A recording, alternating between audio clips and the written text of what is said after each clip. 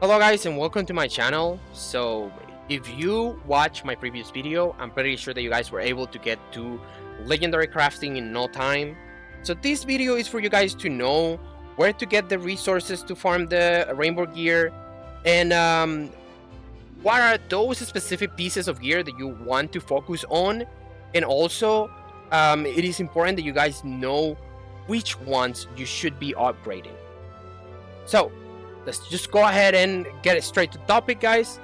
For the materials, there are only two materials that are actually very important, because the other ones you're going to be getting plenty of them just by stealing from all the NPCs every day. The most important one is hardwood, and then the second most important one is gold ore. If you're needing hardwood and maybe you're not stealing from all the NPCs and you're lacking hardwood and you need to get more of it, my best recommendation is just to go to a story pack number 1 and do the hunting grounds there. Why there? It is very easy to complete the story pack 1 and very hard. You just don't really need to have a lot of different things crafted or upgraded in your account to be able to clear this, and you get 40 hardwood every time that it drops. And also you can get gold ore by farming here, so you may get both of the materials that you need. And the most important thing is that hunting grounds very hard in pack number 1. It's just a walk in the park. It's very easy to do, so everyone should be able to complete this. So it's one of the best places to spend your rice if you are needing materials. When it comes to gold ore, the best place that you should be farming would be pack number 7. And it is actually very hard to complete part number 7 in like hard difficulty and very hard difficulty. Like, I mean, it's not that it's very hard, it's just that you guys are going to be needing a lot of time. You may need to revive a lot. It is great that now the in prices are very cheap, so you may be able to do this very fast. And you can just go on YouTube and search from people that they have cleared these packages already. They show you the battles and the strategy that you may follow. So do that, guys. Make sure that you are doing this at least in hard mode. Just something important here is that hard mode hunting grounds in pack number 7 is complicated. So you actually will need to invest a little bit on your characters, either by crafting blue gear or by getting lucky and getting some weapons in the weapon banner. But this is the best place, guys. Every time that you get gold ore here, you would get 21 gold ore if you're doing it in hard. If you're doing this in normal, you are going to be getting 18 or 14. I'm not completely sure. Normal mode is easy to do. It may require some tweaking, and you again can just go on YouTube and find a video about how to complete hunting grounds auto in pack number 7. So again, gold ore is way more important, and especially if you are going with a physical team. Like, physical team is going to be using gold ore way more than a magical team is going to be using. So that's where you guys can get the materials, right, guys? So let's go to the point. Like, what should you be crafting for your characters? As you know, your character have different slots. You have the weapon, right? You have the chest piece, you have the helmet, you have the neck, and you have the gloves. In my opinion, guys, the most important thing to craft first would be the gloves and the neck. If you don't have a gacha weapon for your main DPSer that you are using, then crafting a weapon should be your priority. Because I mean, it is just not complicated to craft a weapon. You only need 2 gold ore and that's it. And it's the same for these ones, right? So the reason why I'm going for these ones first is because these are the ones that actually give you the most amount of stats that we currently need. As you can see, my cry have 42% crit rate and 74% crit damage. Yes, my crit damage is a little bit low, and that is mainly because my weapon here doesn't have crit damage. I'm just waiting until the update in Aegis to be able to reroll these and get crit damage here for my weapon, and then my cry would be perfect. Not gonna lie, I mean, I know having more crit damage is great, but my Cry is doing insane damage the way he is. For the neck, I recommend going for double crit rate and, you know, try to get the best substats as you can. You don't really have to worry about the substats right now because, again, as I told you before, guys, we are going to be able to reroll these and also the main stats of the weapons once the update comes in August. So don't worry about the substats for now. Just go for the main stat, which should be crit rate in both of these slots, right? You can decide if this is something that you can actually pick, right? So you just pick this one and craft this one. And it's the same for the gloves, right? If you're using a physical team and your character does crit rate, like your character is able to do crit rate, then you should be going with attack and then crit rate here. These are the things that you should be prioritizing for your DPSers. If you can see, it is the same here for my Ingrid, which is one of the DPSers that I use a lot, and it is the same thing for my Wiggle. I still don't have enough materials to craft the UR gear for my Wiggle, but I definitely will be doing that. In the case of Justia, I'm not using a neck. The reason why is because you don't really need crit rate on Justia. So crafting a neck right now without being able to, you know, reroll the substats and actually getting attack percent here, it is just a waste of resources right now. So you don't do it, guys.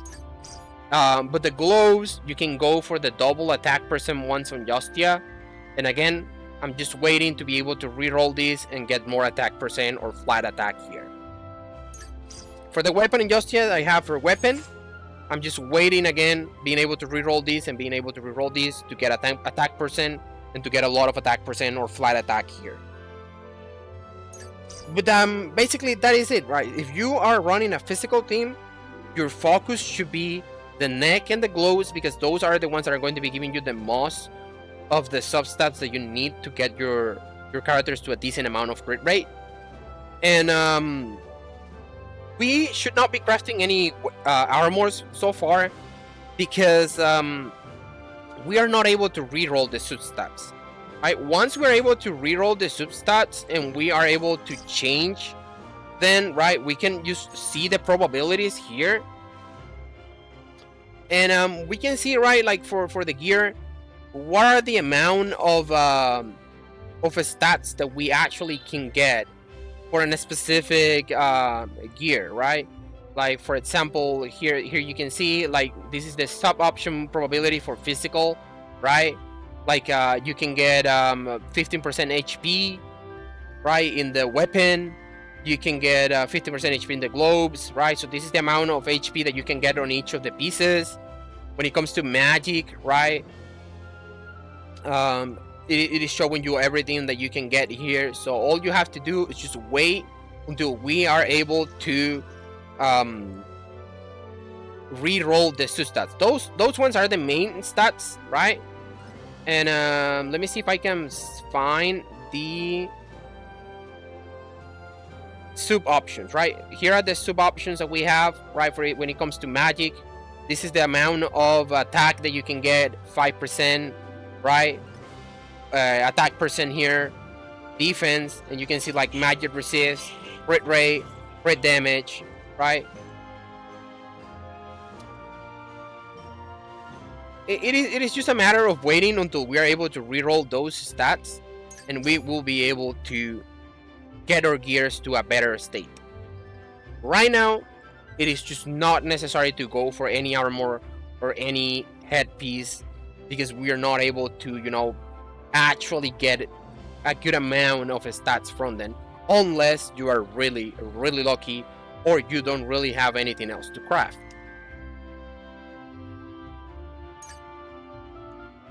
But guys, aside from knowing exactly which are the pieces that we have to craft, what I was showing you guys was the pieces that you need for physical, and they are the same pieces that you should be needing for magical.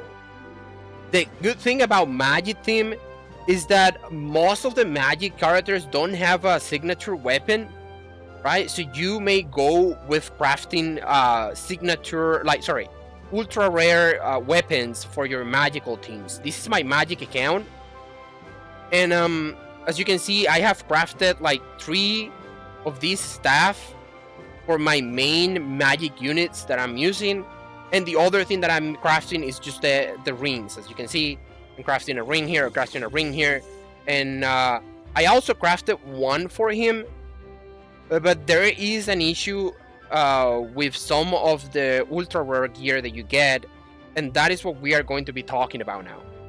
So the next part of this video is, what do you want to upgrade? Guys, it is very important that you know that when you are crafting a rainbow piece, you actually have 4 tiers of weapons or armors or whatever other thing that you can craft, right? There are 4 different tiers, and it is random. You just farm and you may get something really good, or you may just get the regular version of the thing that you're crafting. For example, I crafted 3 of these staff, and I always got the regular version of it.